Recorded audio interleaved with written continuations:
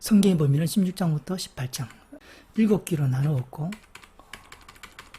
제가 우리가 3기 할 차례죠. 3기 여기입니다. 3기는 바울 2차 선교고 사도행전 16장에서 18장까지 이야기죠. 그 역사가 흘러갈 때 살전사로 두 권이 첨가되는 전부를 3기로 우리가 잡았죠. 3기도 마찬가지로 지도를 통해서 공부하죠. 그래서 지도가 나오겠죠. 1차는 C자로 갔다 왔습니다. C자로. 지금 갔다 왔으면 여기 안디옥에 도착했죠. 안디옥에서 출발해서 안디옥으로 왔죠. 그래서 2차 전도 선교, 2차 선교도 안디옥에서, 수리아 안디옥에서 시작합니다. 이 지역을 수리아 지역이라고도 하고 팔레스틴 지역이라고도 하죠. 그래서 수리아 안디옥에서 시작합니다. 안디옥이 또 있기 때문에, BCD 안디옥도 있기 때문에 구분하기 위해서 수리아라는 단어를 썼습니다. 자, 2차 선교의 동반자는 바울과 실라, 우리 지난 시간에 했던 것처럼 실라, 예루살렘 종교회의에서 결정문을 가지고 온 두 사람이 유다와 실라인데, 그 중에 실라가 2차 선교회 바울과 함께 떠나게 되죠. 그리고 디모데, 누가, 브리스길라와 아굴라 이런 사람들이 중간에 붙었다가 떨어졌다가 그렇게 하죠.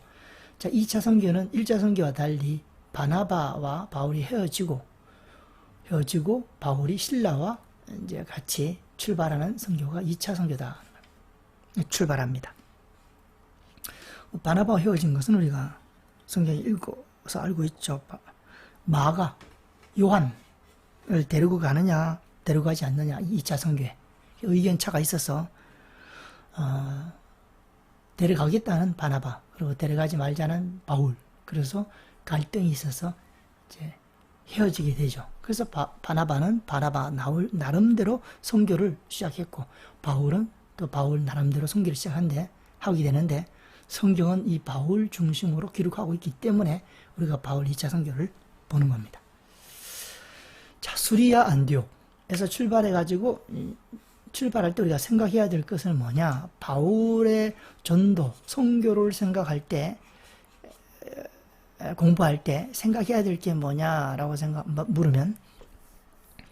물으면 바울의 비전입니다. 꿈은 어디 있나 하면 여기 에베소죠. 에베소. 바울의 꿈은 이 지역을 복음화시키는 겁니다. 복음화. 이 지역에 주님을 전해서 교회를 세우고 복음화시키는 것이 꿈인데, 이 지역을 복음화시키기 위해서는 이 에베소를 먼저 복음화시키는 것이 효과적인 사역이기 때문에 바울 마음속에는 늘 에베소를 품고 있었죠. 품고 있었습니다. 그래서 이제 이 2차 전도 떠날 때 어디를 향하여 가고 있나 하면 에베소를 향하고 가고 있죠. 물론 바울의 의도하고는 좀 다르게 진행은 되죠, 결과적으로. 그러나 처음 출발은 그런 의도를 품었다는 것을 우리가 기억하고 있으면서 우리가 살펴봐야 됩니다. 그래서 떠납니다. 그래서 루스드라와 더베 가서 디모데가 합류하고,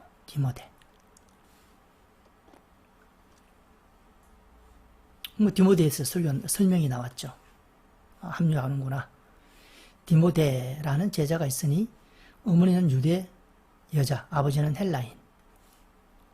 칭찬을 받는 자다. 그 다음 어디 가느냐? 여기 안디옥, BCD 안디옥이죠. 아까는 수리아 안디옥이고, BCD 안디옥에 가가지고, 자, 지금 에베소가 여기 있는데 에베소를 가려고 하는데, BCD 안디옥에서 성령이 이렇게 막 씁니다. 아시아에서 말씀을 전하지 못하게 하시거늘. 여기가 이제 소아시아 7개가 여기 쪼로리 있죠. 여기가 이제 소아시아, 이 지역으로 복음을 전하려고 가는데 성령이 막았습니다. 그래서 못 가고 어디로 가느냐? 여기 드로아 위쪽으로 올라가게 되죠. 그래서 드로아로 간다. 드로아에 가서 누가 합류하느냐? 누가가 합류한다. 아까는 디모데가 합류했죠. 지금은 누가가 합류합니다. 그리고 여기서 마케도니아, 이제 유럽이죠. 유럽. 여기가 흑해고, 여기가 이제 지중해죠. 바다입니다. 바다. 유럽은 이렇게 연결이 되어 있죠. 요 선을 넘으면 유럽입니다. 그래서 유럽으로라는 얘기죠. 마게도냐라는 것은 환상에 마게도냐 사람 하나가 마게도냐를 건너와서 여기 건너와서 우리를 도우라는 환상을 보고 이제 건너가게 되죠. 그래서 네아폴리로 처음에 들어가죠. 갔다가 그다음에 우리가 잘 아는 빌립보에 도착합니다. 빌립보에서 일어난 사건이 있죠. 그게 이제 자주장사 루디아 이야기와 간수 이야기입니다. 두 가지. 자주장사, 자주색 옷을 파는 장사입니다. 장사꾼이에요. 사업가. 그래서 이 루디아가 바울을 돕게 되죠. 이 성경 구절 읽으면 나오지 않습니까? 바울의 말을 따르게 하신지라 주께서 루디아를 그래서 집과 세례를 받고 내 집에 유하라 해가지고 이 집에 유하기도 하고 도움을 받게 되는 사건이 빌립보에서 일어났고, 또 하나는 간수 이야기. 귀신 들린 여자를 부려서 돈벌이 하고 있는 사람이 있었는데 그 귀신 들인 여자를 바울이 그 귀신을 쫓아내죠. 그래서 치료가 되니까 점을 못 치죠.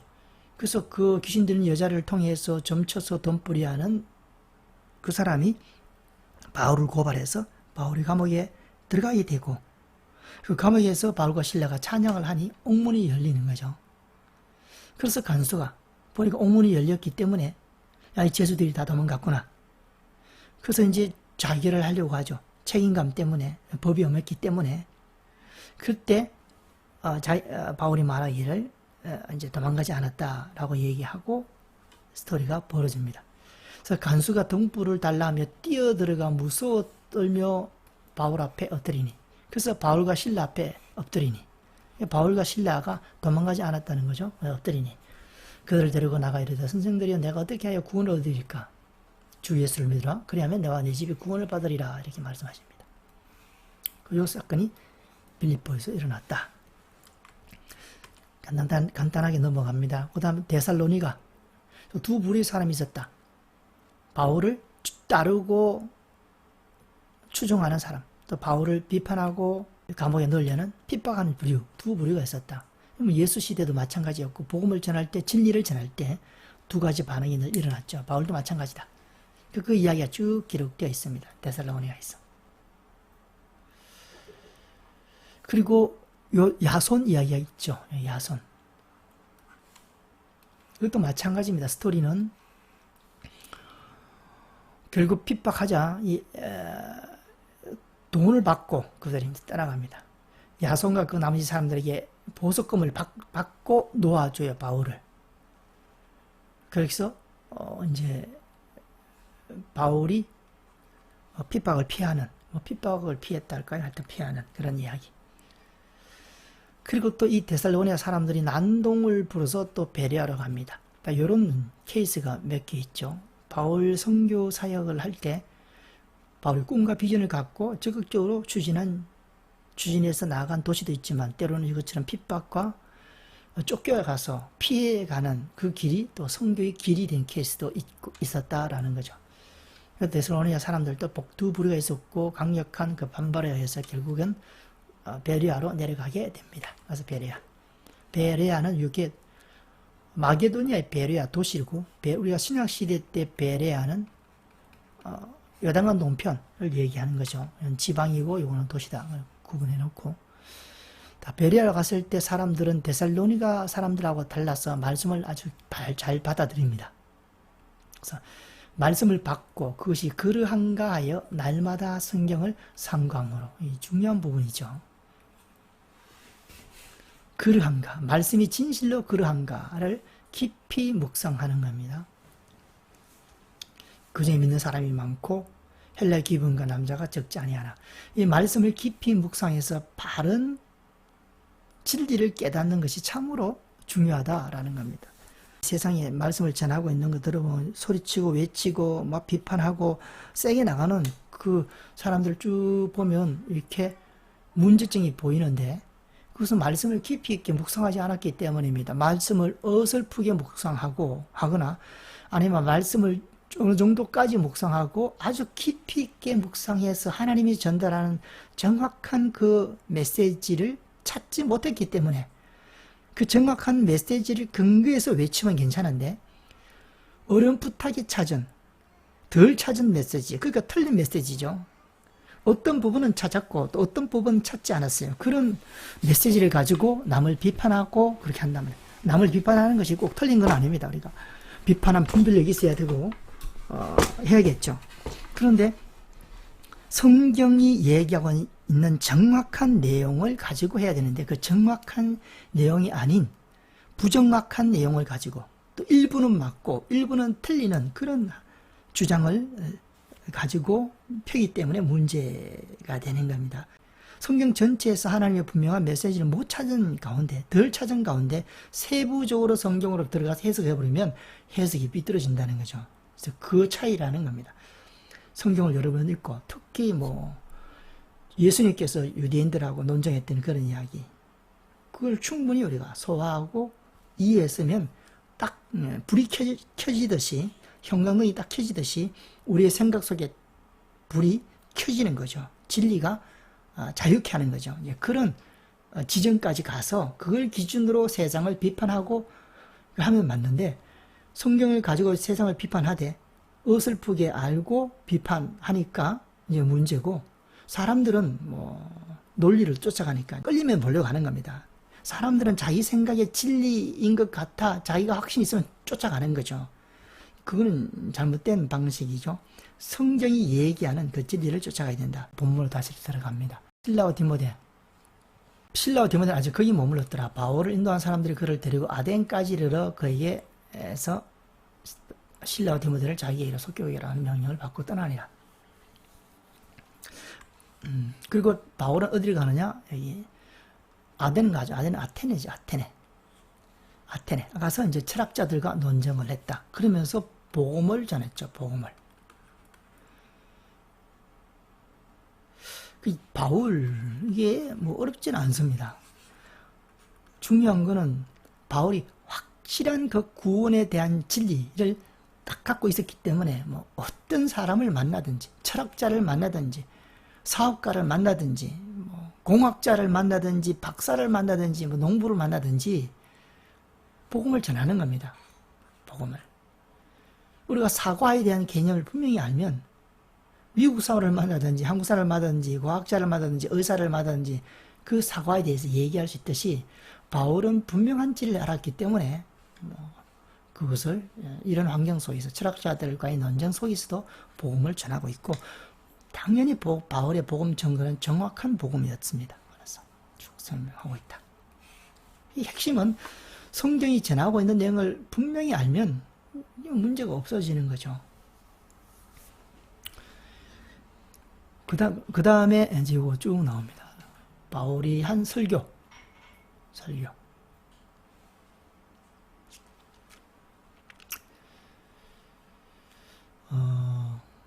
뒤에 한번 읽어볼까요? 이는 정하신 사람으로 하여금 천하를 공의로 심판할 날을 작정하시고 이에 죽은 자 가운데서 다시 살리신 것으로 모든 사람에게 믿을 만한 증거를 주셨습니다. 그들이 죽은 자의 부활을 듣고 어떤 사람은 조롱하기도 하고 어떤 사람은 일에 대한 내 말을 다시 듣겠다 하니, 이 듣는 자, 조롱하는 자들, 다시 듣겠다는 사람, 조롱하는 자들, 다시 듣겠다는 사람, 바울, 이렇게 지금 세 부류가 있죠. A, B, C. 바울 부류, 듣겠다는 사람, 조롱하는 사람. 이 차이는 뭐냐? 이 둘의 차이는 뭐냐 하면, 물론 이 사람 C, 조롱한 사람들을 조롱한 사람은 거부하고 복음을 받아들이지 않고 핍박하는 반대편의 사람이고, 그러나 이 D, B라는 사람은 이제 다시 듣겠다. 바울의 복음을 받아들이고 긍정적으로 받아들이는 부류죠. 그 차이에서는 B, C가 완전히 차이가 납니다.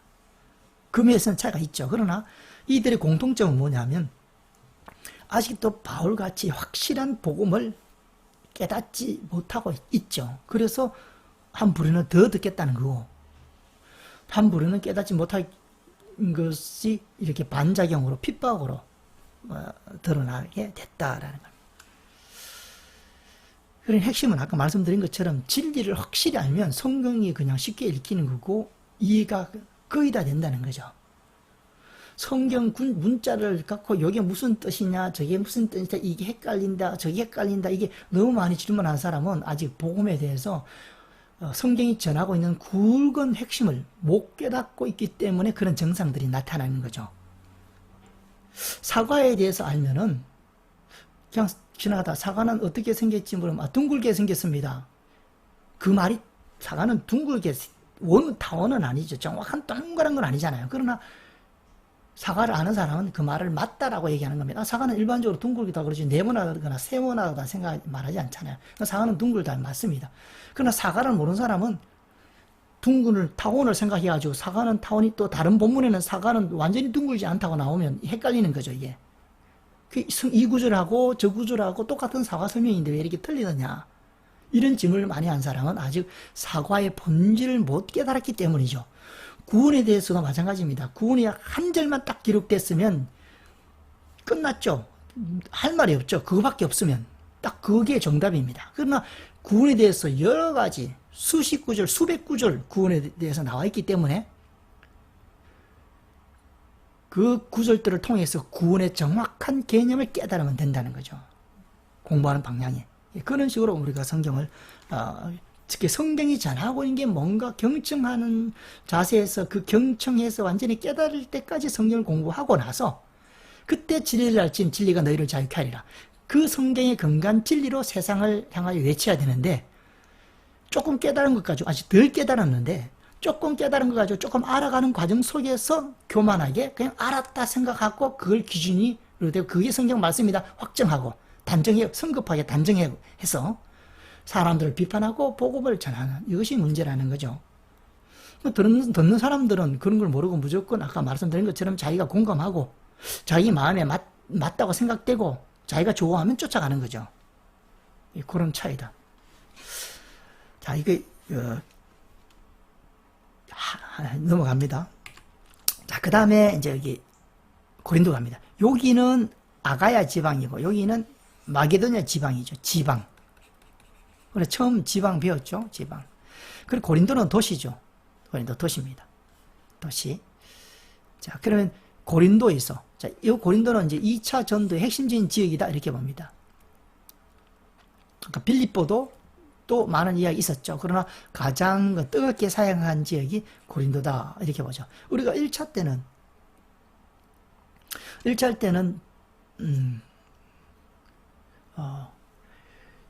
루스드라 더베 그리고 안디옥 거기서 바울이 설교한 거죠. 설교한 그 지역이 1차 선교 때 중심 지역이라면 2차 선교의 중심 지역은 지금 고린도다.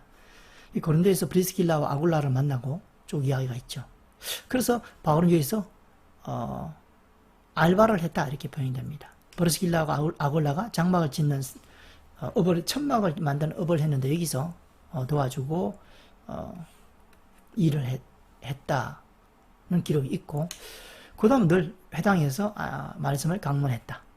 그리고 고린도 교회를 개척했다. 우리 바울의 사역을 보면 바울이 교회를 개척한 곳도 있고 때로는 개척하지 않는 곳에 가서 이미 개척되어 있는 교회에 가서 말씀을 전할 때도 있었습니다. 로마 교회는 바울이 세운 교회는 아니죠. 그러나 그 교회에 편지를 썼다는 것도 알 수 있고 고린도 개척 이야기를 하면 1년 6개월 동안 여기 머물고 있으면서 하나님 말씀을 가르쳤다라는 거죠. 그래서 고린도를 2차 전도의 중심 지역으로 우리가 삼고 있습니다. 자, 이때 누가 오냐 하면 데살로니가에 있는 디모데와 실라가 내려옵니다. 실라와 디모데가 와서 이 데살로니가 교회 교인들의 영적 상태를 바울한테 얘기를 하죠. 그래서 바울이 그들의 영적 상태의 얘기를 듣고 처방을 하고 편지를 쓴 것이 데살로니가 전후서다. 그래서 고린도에서 데살로니가 전후서를 기록했다라는 거죠. 원리는 간단하죠. 이게 바울에 잘 봐야 되겠죠. 바울이 어떻게 사역했는가. 데살로니가 교인들의 외적 상태가 아니고 내적 영적 상태가 어떠한가 하는 것을 듣고 그에 적합한 처방을 내린 것이 데살로니가 전후서라는 거죠. 그래서 우리가 해야 할 일이 뭔가, 세상에 해야 할 일이 많죠. 집도 지어야 되고 교회도 지어야 되고 많죠, 할 일이. 그러나 이 말씀을 전하는 영적 군사들은 뭘 해야 되냐면 바울처럼 영적인 모습이 어떠하냐 하는 것을 분별하고 문제점이 뭔가를 발견하고 거기에 대해서 처방을 주는 거죠. 그 처방은 자기 실력이 아니라 성경을 근거로 해서 성경에서 얻은 지식과 진리를 가지고 그들에게 처방하는 것입니다. 그게 딱 사역의 핵심적인 부분이죠. 딱 그거를 하는 거죠. 병든 자가 병원에 딱 가면 의사가 병을 그 지점을 딱 치료해 주는 것처럼 우리도 영적인 문제를 발견하고 그것을 치료해야 된다. 그러면은 보여야 되고 알아야 되고 지식이 있어야 되죠. 보고 알고 지식이 있으려면 어떻게 해야 되느냐? 성경을 통해서 실력을 쌓아야 된다라는 겁니다. 너무 간단한 이야기죠, 사실은. 사역의 핵심을 못 찌르고 자꾸 주변적인 것만 하니까 일은 많고 시간은 지나가고, 그렇죠. 핵심적인, 병 걸렸으면 병을 치료하는 것이 핵심이듯이, 지금 영혼이 지옥을 향하고 있는 그 영혼의 핵심은 그를 천국으로 향하도록 만들어주는 것이 이게 가장 큰 핵심이지 않습니까? 그 부분에 필요한 권면과 메시지와 진리를 선포해야 된다는 거죠. 바울은 그렇게 하고 있다. 모든 서신, 데살로니가 전서뿐만 아니라 모든 서신, 고린도 전후서에는 고린도 교회 영적 상태를 파악해서 전하고 있는 거죠. 어렵지는 않죠. 데살로니가 전후 그 교인들이 문제가 뭐냐면 좀 이따 우리가 잠깐 보겠지만 재림입니다. 재림이라는 이 영적 주제가 오히려 데살로니가 교인들의 신앙을 망가뜨리고 삐뚤어지게 만들고 어려운 가운데 병들게 만들었죠. 그래서 바울이 그에 대해서 처방을 산 책이 데살로니가 전후서이다. 그 재림에 대해서 우리가 어떤 신앙을 가져야 되느냐? 데살로니가 전후서 읽으면 되겠죠. 자, 그 다음에 어디 가느냐? 여기 갱걸이 가서 머리를 깎았다. 서원했다라는 겁니다. 머리를 깎았다. 근데 마찬가지죠. 외적인 행동입니다. 외적인.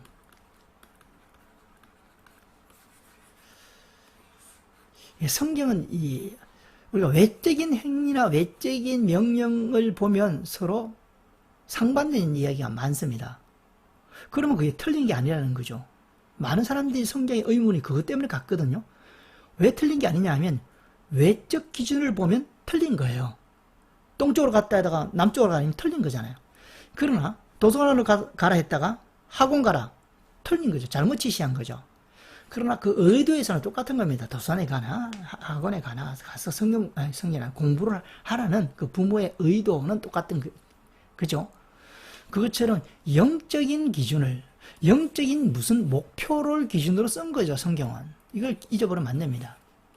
영적 구원이죠. 우리가 육적 구원도 포함되지만 궁극적으로는 영적 구원입니다. 영적 구원에 맞춰, 그 목표에 맞춰서 외적인 명령을 주어진 거죠.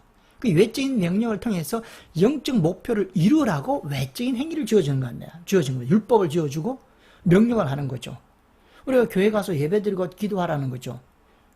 그러면서 그 영적인 목적을 이루는 방법으로 그렇게 하라는 거지. 그 가서 다른 육적인 목적을 이루고 오면 그건 성경이 얘기하는 목표가 아니죠. 그런 원리로 원리 중에 하나로 성경 쓰여져 있기 때문에 그 원리를 알면 외적으로 주어진 명령들 이런 것들에 대한 이해가 훨씬 쉽다라는 얘기죠. 서원도 마찬가지죠. 머리를 깎았다. 이 깎는 행동이 이게 좋냐 나쁘냐 이게 부정적으로 쓸 수도 있고 긍정적으로 쓸 수도 있습니다. 그렇죠? 그런 부분이 있다. 나시리는 삭도를 대지 말라 그러는데 머리를 깎았나? 그것만 딱 가지고 딱 갖다 대고 머리 깎았구나. 이 잘못한 거 아닌가? 이렇게 생각하는 것은 아직 성경에 대한 이해가 없기 때문이죠. 아직 언어를 통해서 그 성경이 전하고자 하는 그 하나님의 메시지까지 못 도달했기 때문에 그런 질문을 하게 된다라는 겁니다.